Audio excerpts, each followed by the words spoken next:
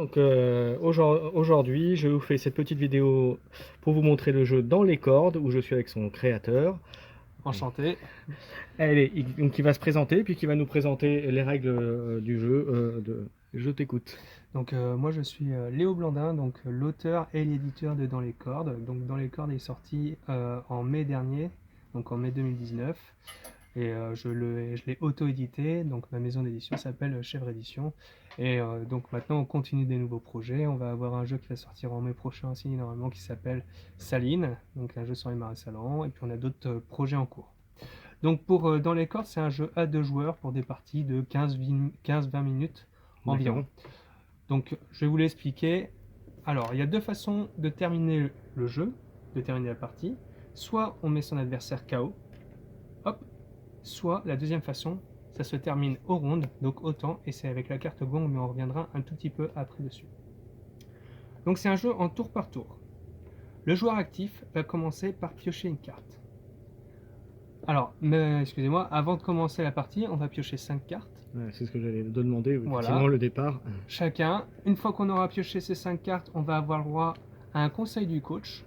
Donc pour les joueurs de Magic, on peut appeler ça aussi un mulligan, c'est-à-dire qu'on va pouvoir choisir autant de cartes qui ne nous plaisent pas. Donc par exemple, je peux dire, bah, ces 3 cartes, elles ne me plaisent pas, on en reprend le même nombre. Donc c'est de 0 à 5, ça peut être toute sa main si on veut. Une fois que les deux joueurs ont fait ça, on mettra le gong à peu près au milieu. Et après c'est parti. Alors, le joueur actif va commencer par piocher une carte. Il sera limité à 7 cartes maximum en fin de tour. Ensuite, c'est un jeu qui va être en deux phases qu'on peut faire dans l'ordre de son choix. Donc soit on peut décider de faire une phase d'attaque. Alors, toutes les cartes se lisent de cette façon. On va avoir un type qui est nommé en haut à gauche. Il y aura toujours un symbole pour savoir si c'est une attaque, une défense, une contre-attaque ou une carte de récupération. Et un fond coloré. Donc voilà, c'est pareil pour le petit symbole, c'est pour les gens qui ont des problèmes, qui sont daltoniens par exemple, qui voient mal, qui n'arrivent pas à bien voir les couleurs. Directement on peut savoir. Les petits pictogrammes, c'est pratique. En haut à droite, on va avoir l'énergie, parce que chaque carte qu'on joue va avoir un coût. Donc plus notre carte est puissante, plus elle va nous épuiser. Donc à chaque fois, on va devoir payer le coût en énergie. Et enfin, en bas, on va avoir l'effet qu'on va appliquer. Alors attention, on n'applique l'effet que si notre adversaire décide d'encaisser les coups. Parce que notre adversaire, il va avoir trois choix. Soit il décide de prendre les dégâts, donc il perdrait par exemple 1. D'accord, donc si j'ai bien compris, donc là tu as décidé de jouer une carte entre guillemets d'attaque. Ouais. Voilà. Et donc après ça, entre guillemets, l'adversaire a une réponse ou tu enchaînes. Non, il a une réponse. Donc soit il décide de perdre les points de vie, il encaisse. Soit il décide d'esquiver. Donc il peut esquiver, hop, avec des cartes. Donc il y a deux donc types ce sera de automatiquement cartes. une carte jouée en fait en réponse. Hein. Oui. En fait, quand on joue une carte, son adversaire il doit dire si il encaisse ou s'il esquive. Voilà. Donc il y a deux types de cartes. Donc soit il y a des cartes qui sont génériques qui contrent toutes les attaques, soit il y a des cartes qui vont cibler. Ça compte que les jabs. Donc ça marcherait sur ça. Et si je joue un crochet, c'est pas le même type d'attaque, donc ça marche pas. Par contre, le retrébus, ça contre les deux. D'accord. Soit il décide de contre-attaquer, donc jouer une carte de riposte qui sont autant attaque et défense. Ils ont les deux capacités. Si on la joue en attaque, hop, on va juste faire -1 à l'adversaire. Si on la joue en défense, on va esquiver le coup et en plus on en porte un. Donc elles sont un peu plus rentables en défense qu'en attaque. D'accord, mais par contre elles coûtent effectivement 2 en énergie. Elles sont, voilà, il y a un équilibrage d'énergie en fonction des attaques et des contre-attaques, etc. D'accord. Si le joueur qui défend me fait une contre-attaque, moi en tant que joueur attaquant, j'aurai le choix aussi de encaisser, esquiver ou contre-attaquer. Si mes cartes me le permettent, bien sûr. Donc par exemple, j'ai le droit de dire, je te refais un cross-counter sur le cross-counter. Parce que le cross-counter dit contre une attaque de type jab ou cross. Et c'est bien un cross. D'accord. Donc là, il y a un effet de je t'ai attaqué, j'esquive, ouais, donc les effets sont aussi marqués sur la carte pour pas se tromper. Tout est marqué sur la carte. Ouais. Et alors, question subsidiaire, donc du coup, là on voit qu'a priori l'énergie peut partir très vite. Oui. À quel moment tu en récupères? On va arriver. Donc l'énergie descend très vite. Juste pour revenir sur la phase d'attaque, quand un joueur fait sa phase, il peut attaquer avec autant de cartes qu'il veut, mais il est limité avec son énergie. Imaginons, si on reprend notre exemple de tout à l'heure, si je joue un jab, j'étais full, c'est-à-dire j'étais à fond au niveau d'énergie, je suis à 4, je passe à 3. Mon adversaire ne fait rien, j'ai le droit de jouer une deuxième carte d'attaque. Je peux jouer un crochet par exemple, qui me coûte 3. Donc dans cette configuration, je serai arrivé au bout de mon énergie, je serai complètement essoufflé. D'accord. Donc à partir de ce moment, je ne peux plus attaquer. Donc là, on va arriver dans la deuxième phase qu'on peut faire avant ou après, la phase de récupération. D'accord. Durant cette phase, j'aurai le droit de jouer une carte jaune. Donc il y a 3 types de cartes jaunes différentes. Oui.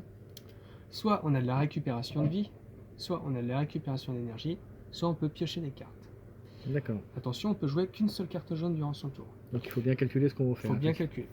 C'est un exemple que je donne souvent parce qu'il est parlant. Reprenons cette configuration. J'étais à 0 d'énergie, j'ai envie de jouer un reprendre mon souffle. Sauf que la carte reprendre son souffle, qui fait gagner plus 3 d'énergie, coûte 1 de base. Donc là, je vais avoir le droit aussi pendant mon tour de cracher des cartes. Cracher des cartes, ça veut dire sacrifier des cartes. On se défausse de cartes et chaque carte qu'on sacrifie, c'est une énergie qu'on récupère. D'accord. On peut en sacrifier autant qu'on veut et on peut le faire de façon dispatchée. En plus de la carte jaune en fait, de la carte En jaune. plus de la carte jaune. On peut le faire de façon dispatchée. C'est-à-dire que, imaginons, j'étais à 3, je décide de sacrifier une carte, je passe à 4, je fais ma phase d'attaque, je redescends à 0, je me défausse de 2 cartes, et puis comme ça je suis à 2 et j'ai le droit après de payer 1 pour gagner 3. Attention, on ne peut pas cracher des cartes pendant sa phase d'attaque ni pendant le tour de son adversaire. Donc il va falloir anticiper ce qu'on va jouer. D'accord. Petite précision, je le répète, au début de son tour on pioche une carte et si pendant son tour on n'a rien joué de face visible, donc on n'a rien posé sur la table, cracher c'est pas considéré comme joué puisqu'elles sont en face cachée à côté, on aura un bonus et on pourra piocher une carte supplémentaire. C'est-à-dire que si je fais ça, je me défausse une carte, hop j'arrive ici, je ne fais rien, j'aurai le droit de piocher une carte en plus. C'est le petit côté simulation. Donc tu peux quand même aller au-delà de la limite ou pas avec ça? Non, ta limite c'est 7 en fin de tour. D'accord. Voilà. Mais ça te permet, par exemple, si tu es à 6 cartes, de rien faire, tu pioches, tu seras à 7 cartes. En fait, c'est pareil, le petit côté simulation, c'est si on fait rien, dans le jeu, c'est pas rien faire, c'est observer son adversaire, prendre son temps, se récupérer un petit peu. Et ça va être des phases qui vont être assez importantes de, des fois, sacrifier son tour pour pouvoir récupérer l'énergie, pour pouvoir après faire une belle phase d'attaque. Donc on joue comme ça à tour de rôle, jusqu'à ce qu'un des deux joueurs pioche la carte gong. À ce moment-là, il va la révéler. Il reprend une nouvelle carte et il termine son tour de façon classique. Et donc quand on récupère le gong, concrètement, on doit la jouer tout de suite. Ouais, on la joue pas, hein, on la révèle. Voilà, on la pose à côté. Voilà, on repioche une nouvelle carte. On est obligé de la montrer tout de suite pour l'effet. Ok. On va repiocher une nouvelle carte et on termine son tour de façon classique.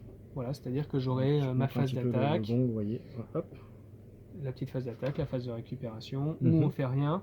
Une fois que c'est fait, à la fin du tour, les deux joueurs, s'il n'a pas mis son adversaire KO, vont pouvoir choisir s'ils veulent récupérer de la vie ou de l'énergie. Pareil, côté simulation, c'est le moment où les boxeurs se reposent, la petite serviette, le petit côté tranquille, on a le temps de souffler. Une fois que c'est fait, il y a une petite manipulation. On va récupérer toutes les cartes qui ont été crachées par les joueurs, toutes les cartes qui ont été jouées. Crachées ou jouées, utilisées. Enfin, voilà, on va prendre la carte gong, on va mélanger le tout. On va retirer la carte du dessus de la pioche juste pour dire c'est la fin du round 1. Et on va placer ça sous la pioche. Attention, les cartes qu'on avait en main, on les garde. On ne repioche pas de cartes en plus. D'accord. Voilà. Donc il faut aussi faire attention, c'est pas parce qu'il y a le gong qu'il faut tout lancer, suivant ce que notre adversaire va. Et donc dans les cartes, il n'y a qu'un seul gong. Il n'y a qu'un seul gong. Donc il sera mis au milieu au départ, et puis après il sera après, plus ou moins aléatoire, voilà. parce que en fonction de combien de cartes on aura pioché, et puis dans un match de boxe, même si un temps est défini, quand on est sur le ring, le temps il passe pas du tout de la même façon. Si on est en train de se faire exploser, c'est beaucoup plus long que si on est en train d'exploser l'autre. Donc on joue comme ça à tour de rôle, jusqu'à la fin du round 1, la fin du round 2, et au round 3, on regarde le joueur qui aura le plus de vie. Si un joueur est KO avant, la partie est terminée. Sinon, c'est le joueur avec le plus de vie qui gagnera. En cas d'égalité, alors moi perso je ne compte pas, mais on peut aussi regarder celui qui a le plus d'énergie. Voilà, s'il y a vraiment double égalité. D'accord, ouais. Voilà. Ok, ça t'est déjà arrivé? Des doubles égalités? Oui. Oui. D'accord. Même des doubles KO, parce que je vais venir juste avec une petite carte en plus. Donc la carte remise, donc c'est la carte la plus particulière du jeu, c'est une carte de riposte. C'est-à-dire qu'on peut la jouer autant en attaque qu'en défense. Elle a les deux symboles. Sauf qu'elle ne défend pas. C'est-à-dire que si un joueur joue par exemple, excusez-moi,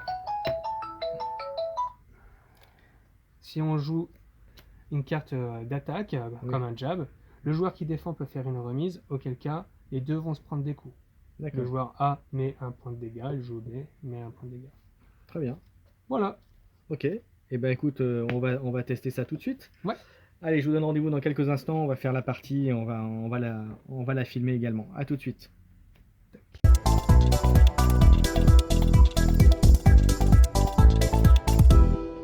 Allez, on va faire une petite partie.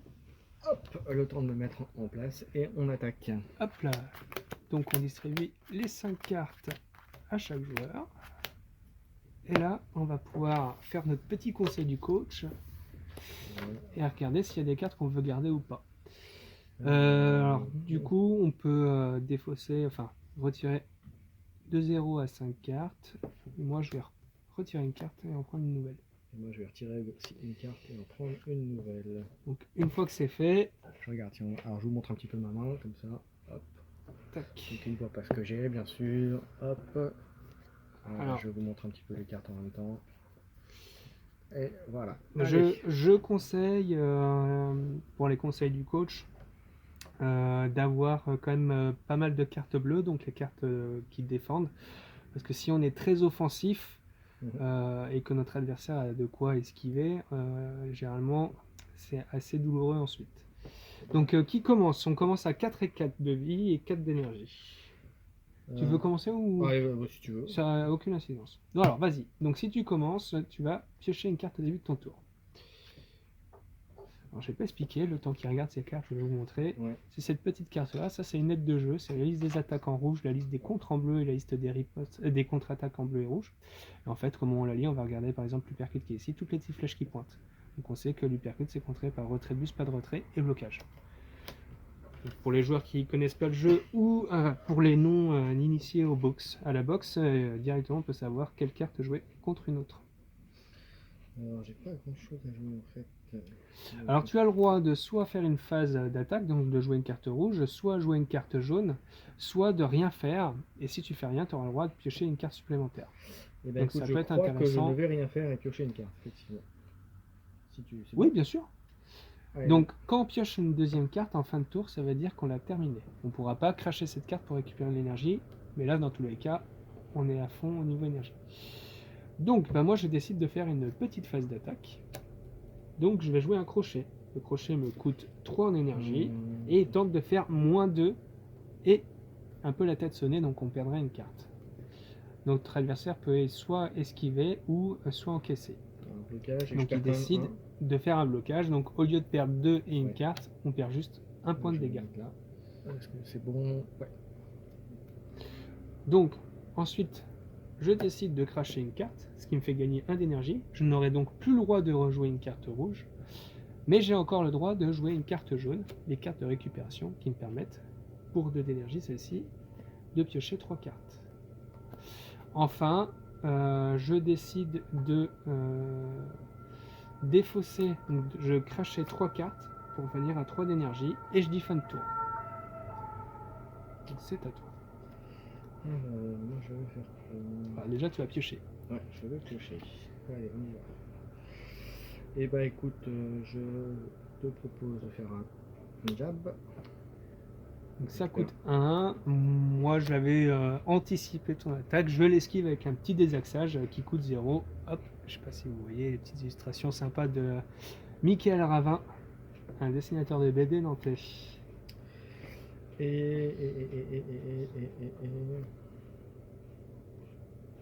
Non, ça, le symbole, je peux la jouer celle-là. Hein. Oui. Donc je vais tenter de te faire ça. Tiens, un 0. Et ben écoute, je prends les points, donc je passe de 4 à 2. Ensuite, je vais cracher une carte pour gagner Face cachée, ouais. Pour gagner 1 d'énergie.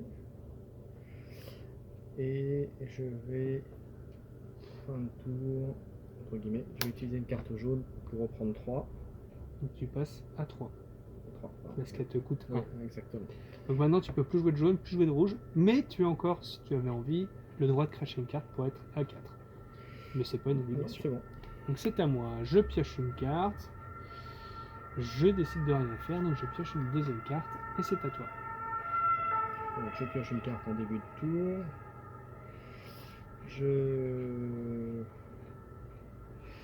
Je vais décider de ne rien faire. moi, je repioche une carte. Je décide de faire un petit rafraîchissement, tac, qui me fait gagner un petit point de life. Et je crache une carte pour récupérer un d'énergie. Et je décide de jouer une remise qu'on peut jouer en attaque ou en défense. Mais moi, je la joue en attaque pour te faire moins un point de vie. Alors, c'est une remise. Donc tu peux jouer soit une remise sur ma remise, qui fait donc moins 1 pour tous les deux, ou tu as le droit de faire un retrait de buste, qui te permet donc C'est ce que je vais d'esquiver faire, et de piocher une carte. Hop, et je pioche une carte. Enfin, je termine mon tour. Ok. Alors, moi je pioche une carte, donc début de tour. Je vais essayer de te faire. Ah oui, non, je peux pas d'abord. Il faut. Il va falloir cracher. Exactement, c'est là le dilemme. Ah bah voilà, tout le sel du jeu, c'est vraiment qu'est-ce qu'on garde, qu'est-ce qu'on Je vais garde pas. cracher 2 cartes pour gagner 2 d'énergie. Et je vais te faire un cross. Écoute, je te fais un bolo punch. Donc j'esquive ton cross et en plus je te mets moins 2 dans la tronche. Et... En amitié bien sûr. Moins 2, c'est ça? Mais tu peux esquiver avec un blocage par exemple. Retrait T'aurais pu de faire un retrait de buste mais malheureusement t'as que 1 d'énergie. Ouais, c'est ça. Donc, bah non, je me prends donc 2, c'est ça? Donc je suis plus qu'à 1. Et je vais utiliser une carte jaune pour gagner 1. Et puis après c'est tout. Donc c'est à moi. Et je décide de rien faire. À toi. Début de tour. Je vais hop, et je vais gagner 3. Et fin de tour.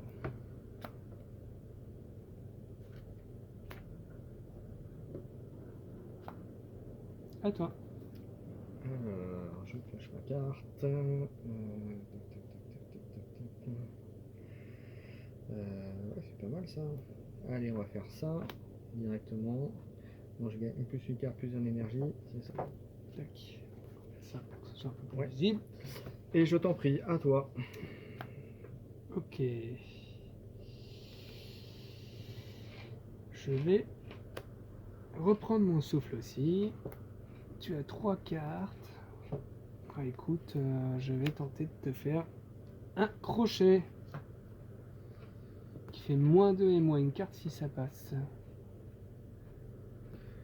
Hop, je vais faire ça. Passer à 2. Ça te fait piocher une carte. Ensuite, je Ah. décide. Le gong. Ah, Le gong est arrivé. donc tu repioches une nouvelle carte. Et c'est toujours à moi, donc je décide de. Ah, bah du coup, vu que le gong est arrivé, je vais peut-être pas cracher ma carte. Et je décide donc. Fin de tour, donc je ne fais rien d'autre. Donc au gong, vu que j'ai pas mis mon adversaire KO, les deux joueurs vont pouvoir choisir s'ils veulent gagner un point de vie ou 2 énergies. Et je décide de prendre 2 énergies. Moi, je vais reprendre un point de vie. Une fois que c'est fait, je vais faire la petite manipulation de récupérer les cartes qui ont été crachées, D'accord. la carte gong et tout le paquet de cartes jouées. En retirant cette carte, celle du dessus, pour dire fin du round 1. Et donc bah, tu vas pouvoir enchaîner et je mettrai ça sous la pioche. Donc c'est à moi, c'est ça? Ouais. Alors, je pioche ma carte. Ok.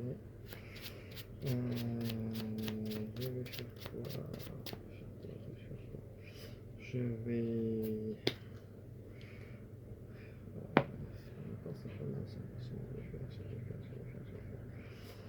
Je vais cracher 2 cartes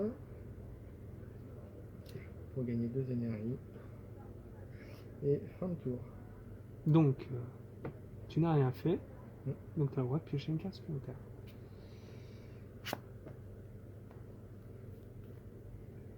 Je ne fais rien. Si, je crache une carte. Mais je ne fais rien, donc je pioche une carte. À toi. Je Pioche une carte avant. Ça peut être la carte décisive.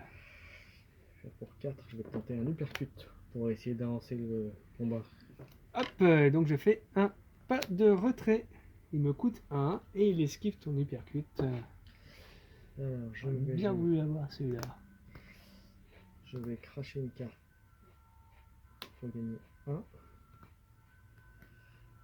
Et je vais dire fin de tour.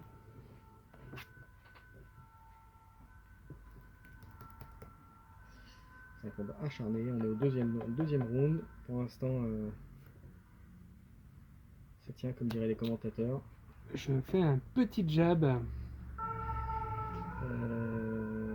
petit jab. Et ben écoute, je prends.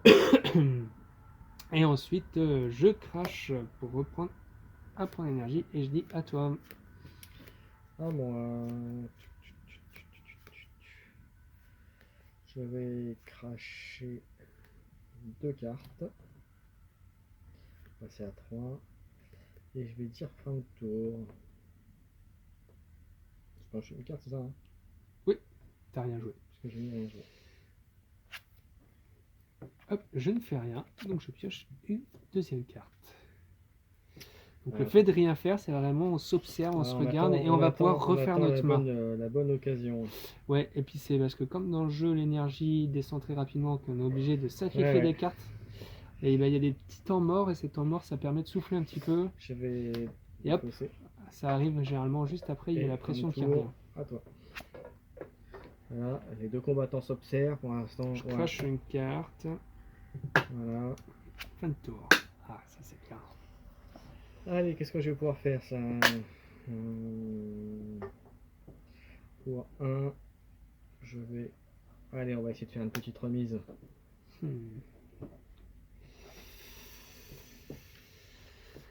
Écoute, j'encaisse. Ensuite, on va défausser ça pour passer à 4 d'énergie. À toi.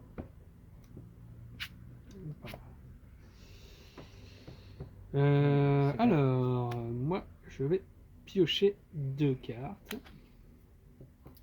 Voilà. Comme vous voyez, j'ai un choix énorme.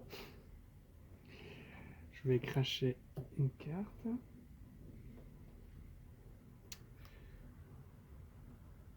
Ah. Bon, je vais cracher 2 cartes. Allez, on enchaîne. Est-ce que je peux jouer ça? Ouais, je vais tenter de faire ça du coup. On va voir ce que ça donne. Je te fais un cross-counter sur ton cross-counter. Donc, j'esquive ta propre esquive. Et je vais tenter ça. Alors, ça marche pas. Ça marche Enfin, pas. Tu peux le faire, sauf que celle-ci te fait perdre 1 point de vie. Et dans tous les cas, celle-ci te fait perdre 1 point de vie. Donc, Ouais, mais ça, j'ai ça, pas- ça- Voilà, donc vous voyez, voilà, là, c'est fini, Et- c'est rien d'autre. je te termine avec une petite remise. Et c'est pareil, dans tous les cas, tu perdras 1 point de vie. Donc, je te mets KO. Voilà. Bravo, bah, en tout cas, très sympa comme jeu. Première impression très positive, très sympa, un jeu en duel très très sympa. Après, c'est sûr, il faut un peu d'expérience pour jouer, arriver à faire les bonnes combinaisons, trouver les bonnes tactiques de jeu, parce qu'il y en a certainement pas mal. Voilà, donc je vous encourage vivement moi j'appelle ça un petit jeu parce que c'est un petit jeu de cartes, mais c'est un bon jeu, ça c'est clair, pour moi c'est une évidence. Donc ben, j'espère que pour ceux qui l'ont déjà, j'espère que c'est un jeu qui vous plaît, et pour les autres, ben, je vous invite à le découvrir. Voilà, Bah, merci. merci à toi.